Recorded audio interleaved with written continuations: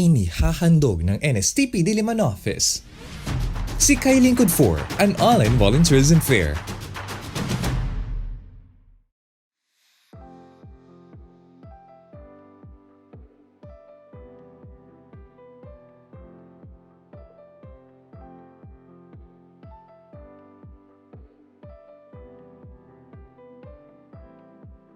Yung volunteerism actually, kapag ka tinignan mo siya, mas nakafocus kasi siya sa individual eh, 'di ba? When you say you're a volunteer, you're doing something, you're giving something, it may be your expertise, your money, 'di ba? It can be material resources, ganyan. So binibigay mo siya dun sa mga taong nangangailangan nang wala kang hinihinging kapalit, no? So kusang loob siya. So it's individual. So, yung collective volunteerism na nabubuo, ang tawag dyan, bayanihan, di ba? Kapag ka marami ng mga nagiging volunteers, marami ng kusang loob na nagbibigay ng kakayanan nila para makatulong sa mga mas nangangailangan, nagiging bayanihan na siya. And in our terms nga, naging ambagan siya.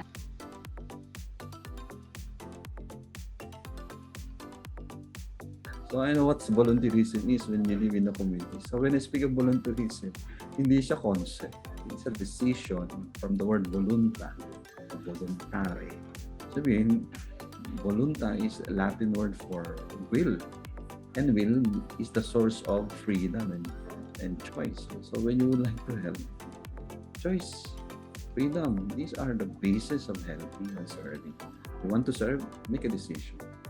You want to love, make a decision. So whether you love and whether you serve is a matter of choice. Hindi yan na pinipilit. Hindi siya pinipwesa. So ganun, no? When you volunteer, you have to make a decision.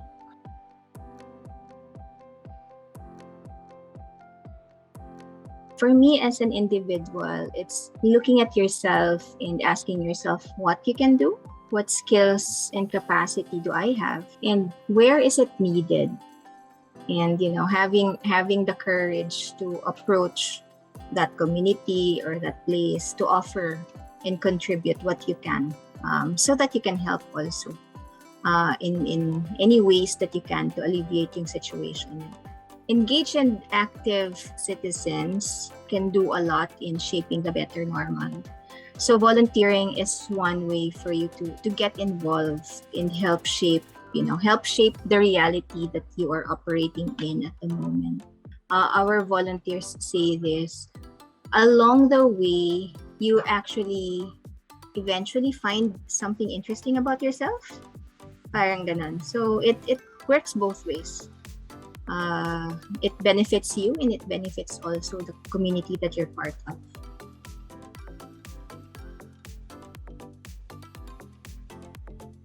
For me, volunteerism for me is the greatest act of love eh. Kasi it's easy to love someone na maybe kamag-anak, kaibigan. But when you volunteer, you are giving your time, your talent, and your treasure, and your attention, and your heart to someone you totally do not know, a total stranger. For me, yun nga, it's also an exercise of going out of yourself.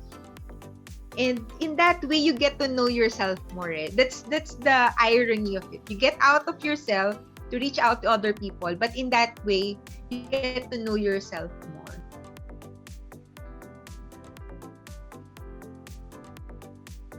Volunteerism is an act of giving back to the community.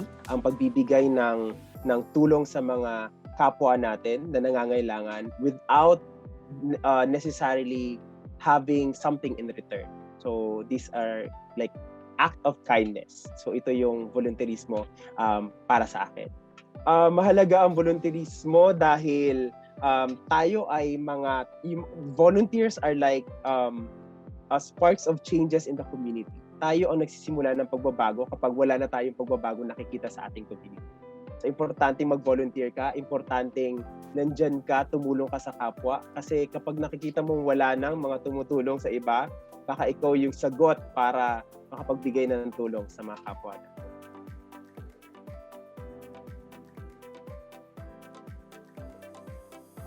So I think volunteerism really means doing something without expecting anything in return.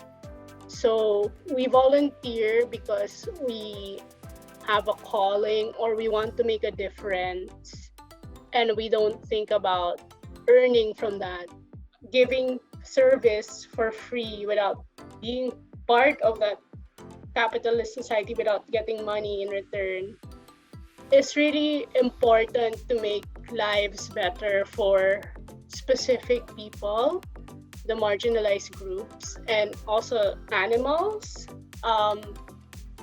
And it's really needed because those problems are real and it affects our communities.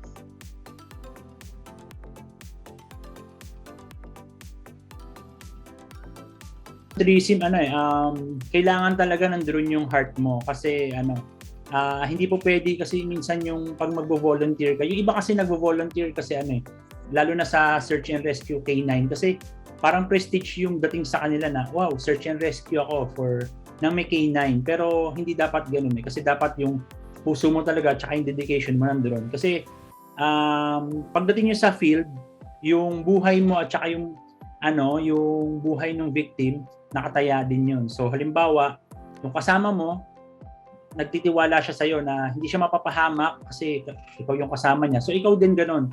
Parang nakasalalay din yung buhay mo sa kanya. So dapat nandoon yung trust tsaka yung confidence mo na hindi kayo mapapahamak. So hindi po pwede yung parang puro pumuporma lang na kasi gusto ko mag-volunteer tapos pagdating sa field, hindi man pala kaya. Parang ganun.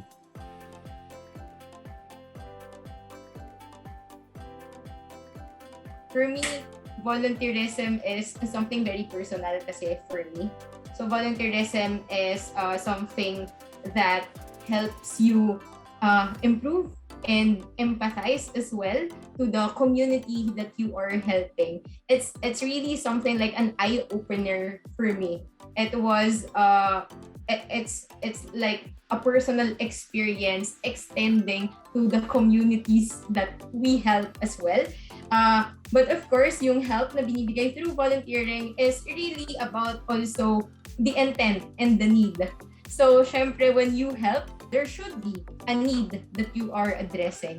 Volunteering is really a combination of a personal experience and a community experience, and something that would help both parties grow and bring change into the society, into the community, and hoping for, say, a better Philippines rin talaga.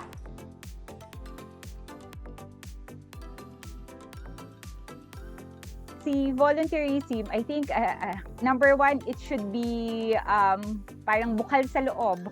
So, hindi ka required, hindi ka pinilit, or parang hindi dahil kailangan mong gawin or ni-require sa office or ni-require sa school, kundi it should come from the heart, talagang kusang loob mong in-involve yung sarili mo or in-engage yung sarili mo sa volunteering.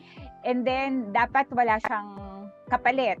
Walang monetary gain or anything like, for instance, promotion. Just because nag-volunteer ka, pwede kang ma-promote or babayaran ka. Although we don't say naman na kapag volunteering is free talaga. Kasi for instance, minsan kailangan din ng volunteers natin for instance, transportation, going to the site, yung mga ganun. So may somehow on the part of the organization, may ano pa rin, may parang monetary ano pa rin, kailangan to support yung ating volunteers. I think yung volunteerism din po mutually beneficial po siya, hindi lang sa pinagbibigyan nyo ng assistance. Kasi in our past experiences po, especially when we conduct the search for outstanding COVID-19 volunteers and yung mga nauna po namin na search for outstanding volunteers, lagi pong na-emphasize na apart from the fulfillment gained from rendering service, yung mismong volunteer po, may something din pong nade-develop sa kanya. Maybe a skill or mas lalo pa pong na-enhance or mas nabubuhay yung compassion niya or empathy niya to serve others.